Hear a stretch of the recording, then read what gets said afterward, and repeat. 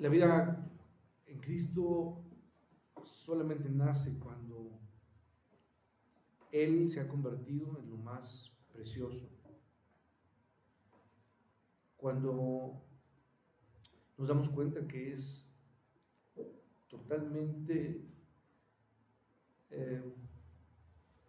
único, especial en todos los sentidos. Y cuando entonces vemos al Señor Jesús de esta manera, al leer su palabra y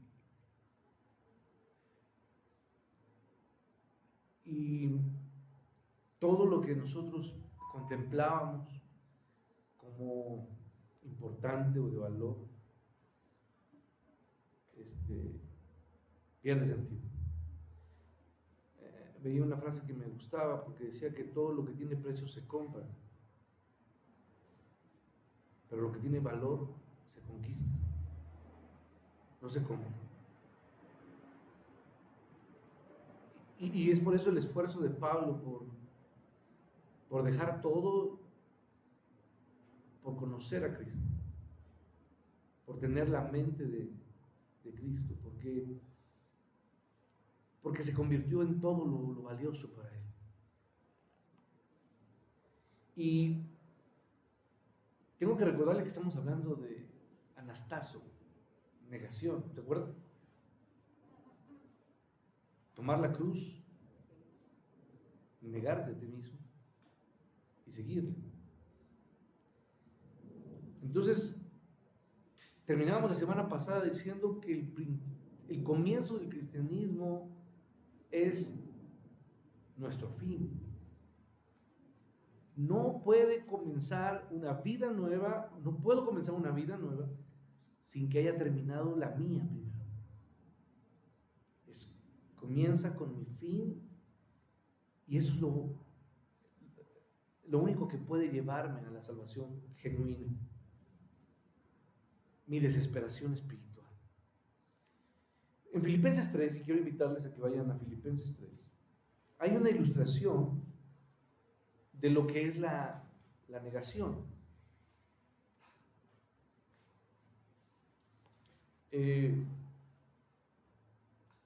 Pablo en realidad es una ilustración de esto. Y usted recuerda que en Hechos 9, ¿qué hay en Hechos 9? La conversión ¿de quién? De Pablo. ¿Sí? Pues es el mismo. Y ahí tenemos su historia, pero es la historia externa.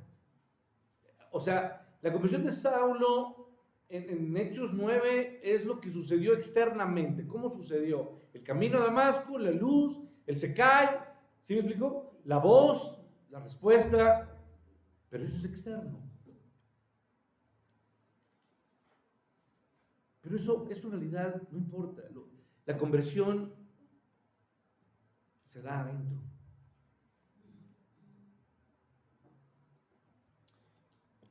Y en Filipenses 3 vemos lo que sucedió allí, en su interior. Esa es la obra única y exclusiva de ¿quién, hermanos? ¿Quién hace la regeneración? ¿Quién? El Espíritu Santo. No pueden contestar Dios. Dios contesta a los niños.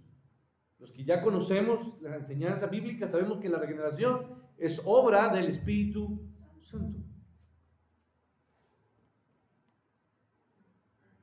Y comienza el versículo 4 de Filipenses 3, si lo tienen todos, no, denme un segundo, que aunque lo tengo aquí, prefiero ir al texto. Aunque yo tengo también de qué confiar, dice el verso 4, ¿sí? De qué confiar en la carne. Y ahí comienza lo que quiero que usted subraye o tenga en su mente. Si alguno piensa que tiene que confiar en la carne, o tiene de qué confiar, o sea, si alguno cree de lo que puede confiar en lo que tiene, en lo que es, en lo que usted ha logrado, el puesto que usted tiene, la carrera que usted tiene, la profesión que usted tiene, los recursos económicos que usted tiene, el cuerpo físico que usted tiene. Si alguno piensa que tiene de qué confiar en la carne, Pablo dice, yo más. O sea, a mí usted no me va a venir con que usted es pan pistolas, ¿no? Que usted es muy bueno.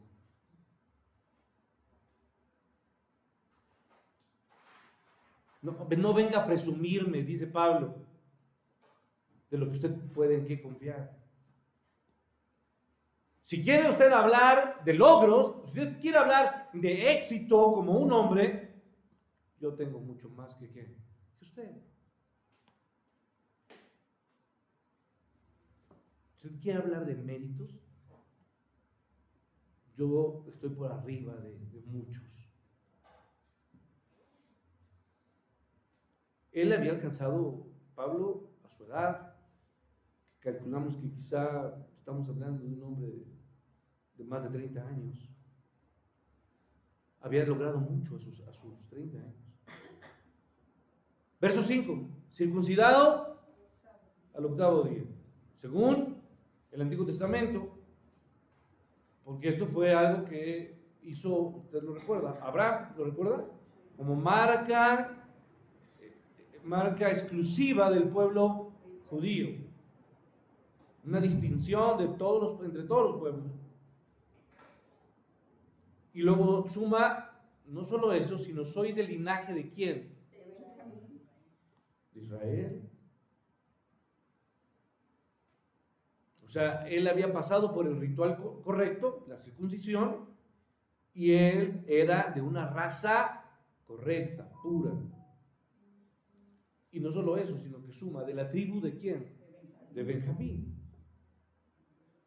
Pertenecía a una tribu de gran privilegio, una tribu muy exaltada.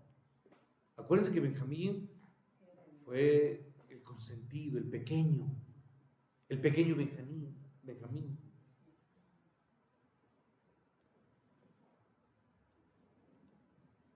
Y luego hebreo de hebreos. En cuanto a la ley, fariseo. Y esto simplemente significa que era, podemos decirlo, de los kosher. ¿Sí me explico? De los que comen, no, o sea, yo no como lo que usted come, perdónenme. ¿Sí me explico? O sea, usted come carne del tianguis y cuando mucho del súper. La mía es Premier. No, usted no compra ni siquiera donde yo compro. Mi ropa es distinta a la de usted. Mi comida, mi vida, mis cosas. Es clase Premier. Usted está aquí. Yo soy kosher. ¿Sí me explico? Hermanos, perdónenme, pero sí son los judíos, ¿eh? O sea, es una realidad, ¿no? No crea que estoy inventando. ¿Sí? Ok. Y luego, él había guardado entonces todas las tradiciones, en todos los sentidos. En cuanto a la ley, su pasión y su devoción a la ley eran tan extrema como existía, porque los fariseos eran el liderazgo religioso con más conocimiento, el más reconocido. Él era un fariseo, era de los legalistas, pero era de los legalistas extremos, ¿sí? Y él llegó hasta donde usted podía pensar que podía llegarse. Y luego dice el verso 6, en cuanto al celo, ¿qué dice? Está hablando del celo de la religión, de que era tan celoso en la pureza, en la protección del judaísmo, en cuidar. Y dice, en cuanto al celo, yo soy perseguidor ¿de quién? Perseguidor de la iglesia. Porque la iglesia misma lo había designado, lo había instruido a convertirse en ese perseguidor. Perdón, el liderazgo religioso, fariseo, le encomendó perseguir a estos del camino, a esta iglesia de Cristo. Entonces, él se convirtió en realmente una lanza en contra de la iglesia de Dios, como un ataque en contra de todo lo que habían pensado.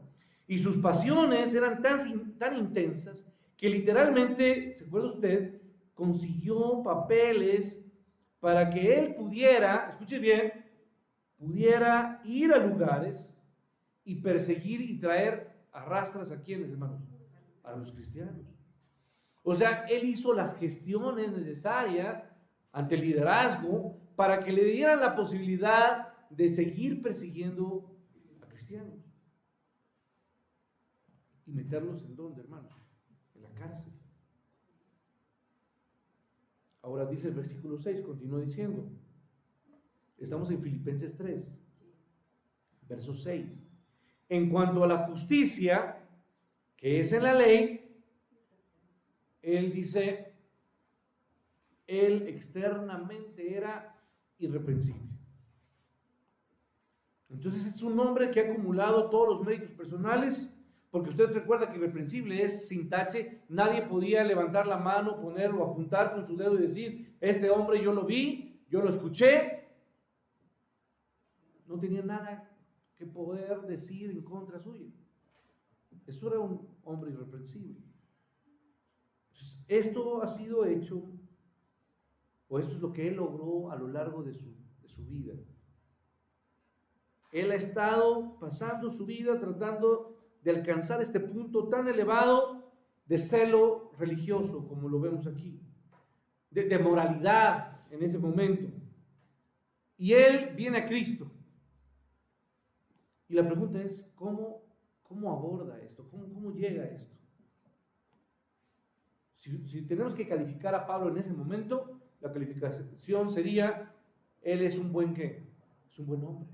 Y podríamos no solamente decir eso, es un excelente hombre. Entonces, la pregunta es, ¿cómo, si es tan buen hombre como los hombres pueden llegar a ser, y está tan entregado a la verdad, a las escrituras, como un hombre puede llegar a serlo, y está tan dedicado al estudio de las escrituras como cualquier persona quisiera llegar, y es tan apasionado, y está tan celoso y protegiendo y cuidando las normas de la religión? Entonces, ¿cómo llega a ser su conversión? Él lo ha hecho todo. Él ha sido sumamente cuidadoso en su vida. Él ha sido un hombre esforzado. Y ahora él se encuentra con Cristo en ese camino a Damasco. Él entiende el Evangelio e inmediatamente dice, verso 6, ¿qué dice? Por favor, lo lee conmigo.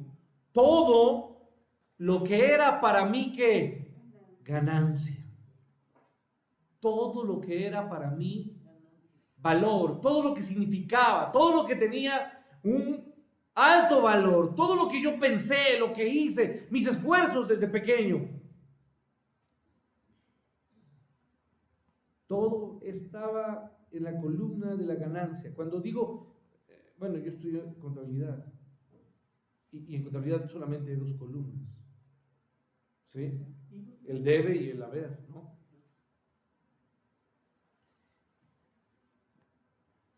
Esto que estaba aquí pasó acá. Lo que era ahora ya no es. ¿Sí me explico?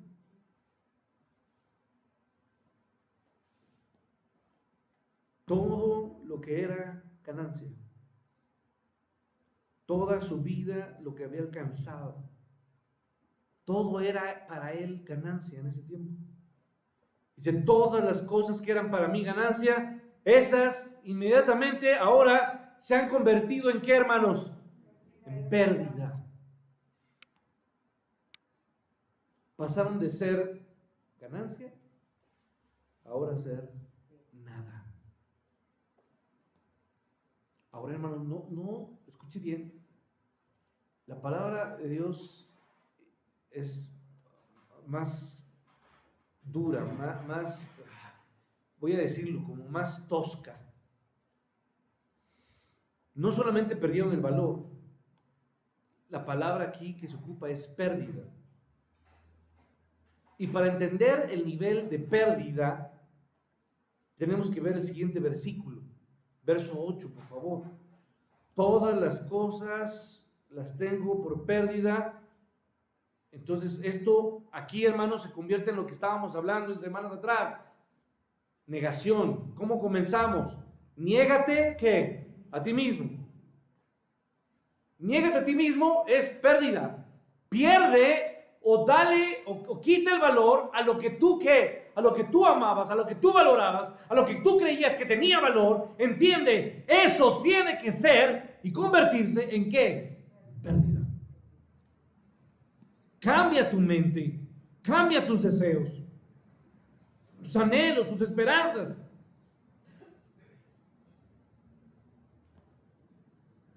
Esto, en pocas palabras, es decir, ya no me importa.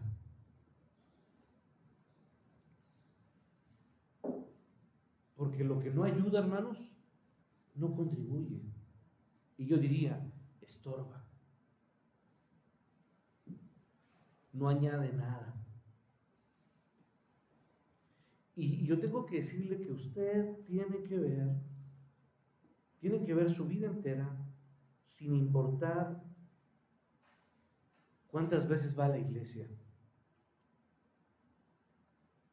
Porque usted contabiliza su cristianismo, o cuantifica o valora su cristianismo, y entonces puede decir, de los, ¿cuántos domingos son al año? ¿58 o 52? 52. Fui 43, entonces yo creo que soy un buen cristiano. Y me conecté los jueves, eso también cuenta, chécalo. Y no solo eso, que hice esto, las flores, el aseo, ¿sí? Usted tiene que ver su vida sin importar lo religioso que se sienta.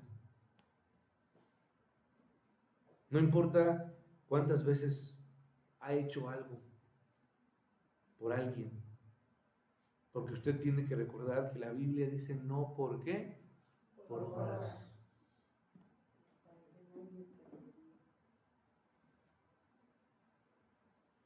No importa cuán cuidadoso ha sido, como Pablo lo fue, porque Pablo vio todo eso, lo que era ganancia, y dijo, eso ya no me importa, es pérdida. Todo lo que yo valoraba ahora es pérdida. ¿Por qué? Mire, vaya a Romanos 7, rápido, Romanos 7. ¿Por qué? Porque no podemos entender una cosa sin la otra. Ahí se regresa, y en Romanos capítulo 7, vea usted ahí, me sigue con su vista, verso 18, y yo sé que en mí, esto es en mi carne, no mora quién, hermano, no mora el bien, porque el querer el bien está en mí, pero no el qué, no el hacerlo, porque no hago el bien que quiero, sino que el mal que no quiero, eso. ¿Sí se empatiza con esto usted o no, hermano? ¿Se identifica usted con esto o no? Yo digo, soy igualito. Siempre pienso cosas buenas, pero nunca las hago. Y nunca quiero hacer nada malo, pero siempre lo hago.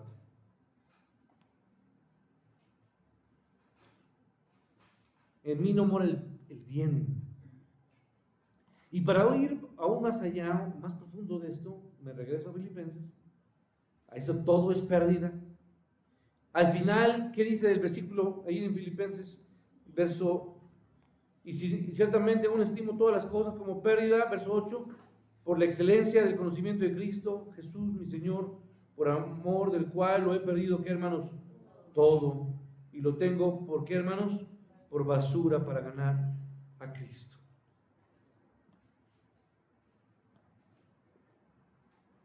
Todo lo tengo, y quiero que subraye esa palabra. A ver, quiero que rápidamente usted vaya a su griego y la palabra basura me lo busque.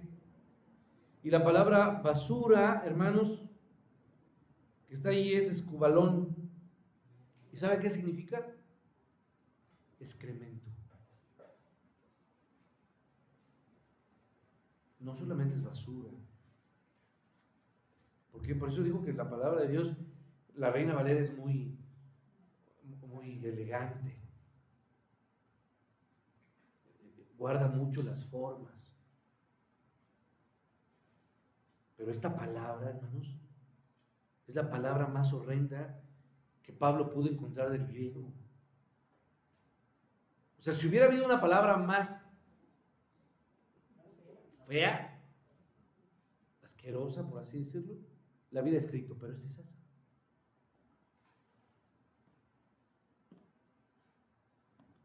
Pablo entendió lo que era negarse. Niégate a ti mismo. Y en este punto en su lista ni siquiera ha negado el hecho de que él amaba el pecado, amaba la iniquidad y todo lo que esto implica. Él no solo está diciendo eso, él está volviéndose del peor pecado de su vida. ¿Sabe cuál era el peor pecado de su vida y de la vida de muchos? La justicia, ¿qué, hermanos? Personal, la autoestima, el creerse ser una buena, ¿qué, hermanos? Una buena persona. Yo soy tan lindo, tan bueno soy siempre. Mire cómo sonrío, no me veo lindo. Ayudo a tanta gente. Eso, hermanos, es pecado. Es pecado. Inclusive para él eso era suciedad, basura. En otras palabras, Pablo está diciendo, cuando yo vi a Cristo, cuando yo conocí a Cristo, entregué todo lo que era Pablo, bueno, Saulo, y dejó de ser Saulo para ser que Pablo. Porque esa es la única manera de ir a quién, hermanos, a Cristo. Ahora, quizá para usted, hermanos, el ir a Cristo no signifique que usted se sienta muy religioso, porque quizá dice, no, pastor, no, yo la verdad, pues, ni cómo decir que soy religioso, porque para qué mentimos, ¿no? Ni voy a la iglesia, ni hago cosas de iglesia, ni leo la Biblia. Bueno, pero usted quizá tenga que reconocer la condición inmoral, miserable que usted está viviendo en este momento. Usted se reconoce como una persona mentirosa, una persona tramposa, una persona que no actúa honestamente, que se ha dejado corromper en muchos sentidos, personalmente. Porque quizá ha buscado alcanzar ciertas cosas y entonces usted ha tenido que erosionar, o más bien que fracturar sus principios.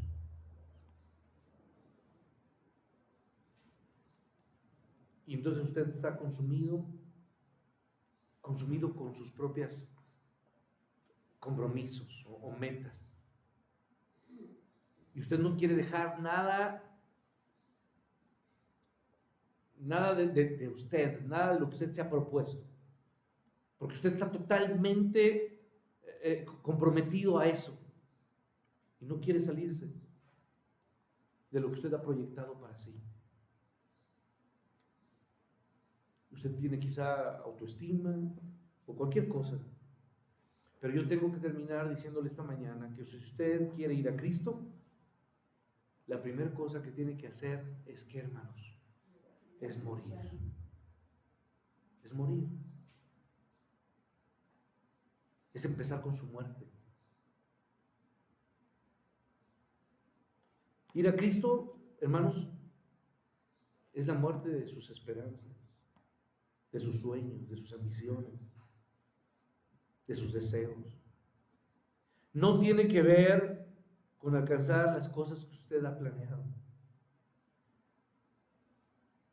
Porque lo he dicho en ocasiones anteriores, hermanos, Jesús no es el de la botella o de la lámpara que sale para que usted cumpla sus 3 más grandes deseos.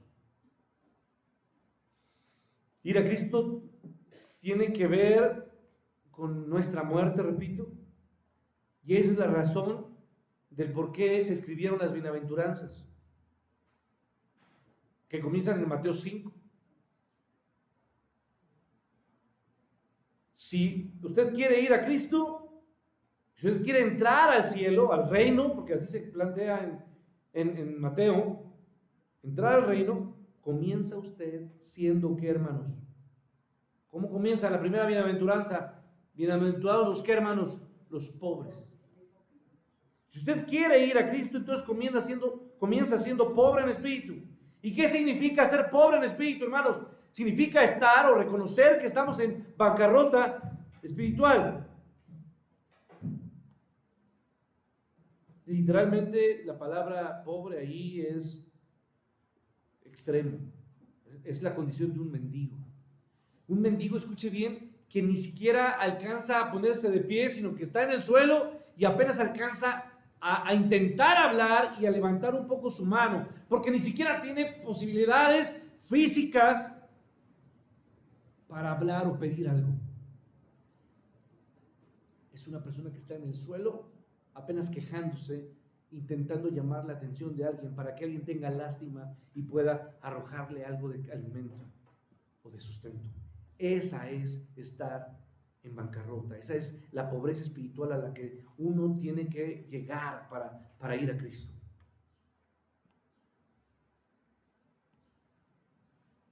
Entonces, pobre en espíritu no significa, hermano, tener un poco, significa no tener nada y no poder ganarse nada, es estar totalmente privado.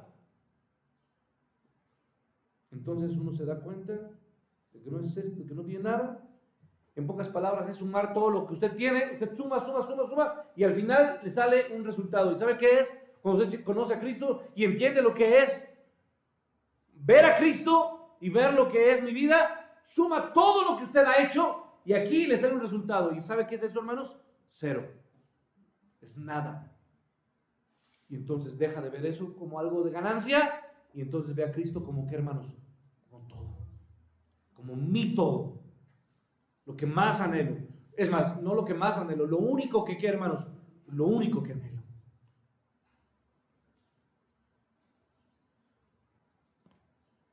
Pablo lo dijo. Es basura, ¿no? No solamente ya le di, para mí la ganancia, sino que ahora lo detesto. Me causa asco lo que yo valoraba. Esa es la virtud elemental del corazón que va a Cristo por salvación. Bancarrota espiritual, privación, desesperación, una condición miserable. Entonces, no es decir, bueno, me gustaría tener a Jesús como Salvador de mi vida. Y entonces, quizá después pueda pensar que lo pueda tener como mi Señor. Porque me gustan ciertas cosas de la Biblia.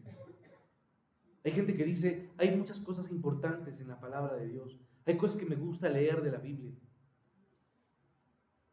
Me gusta leer de la Biblia los salmos, cosas que hablan de que Él está conmigo, cosas que me ayudan, que Dios es... Hermano, eso no es lo que está solamente en la palabra de Dios.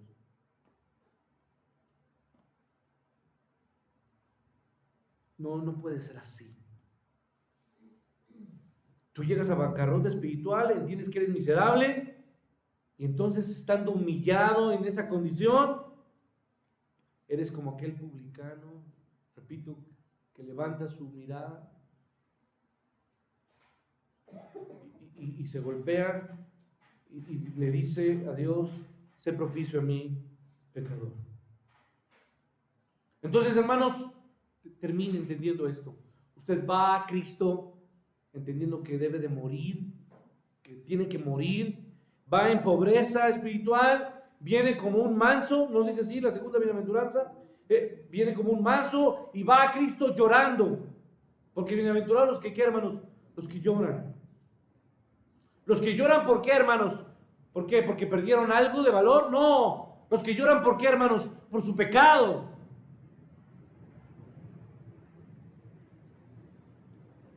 Eso es lo que nos dicen las bienaventuranzas.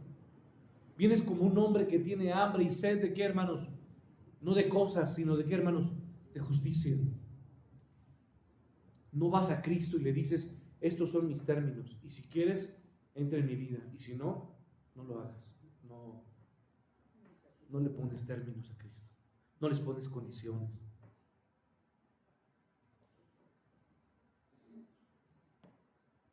Y entonces entiendes cuán precioso es su perdón y cuán magnánimo es el regalo que Él nos dio. ¿Cuál es el regalo, hermanos? ¿La vida qué, hermanos? La vida eterna. No podemos poner condiciones a Cristo. A partir de su cadáver, estoy hablando de cuál cadáver, hermanos, del de usted, entonces solamente así viene la vida, la miel, a partir de esa muerte. Termino con el Salmo 34, por favor, póngase de pie, vamos a ir. Salmo 34, verso 18.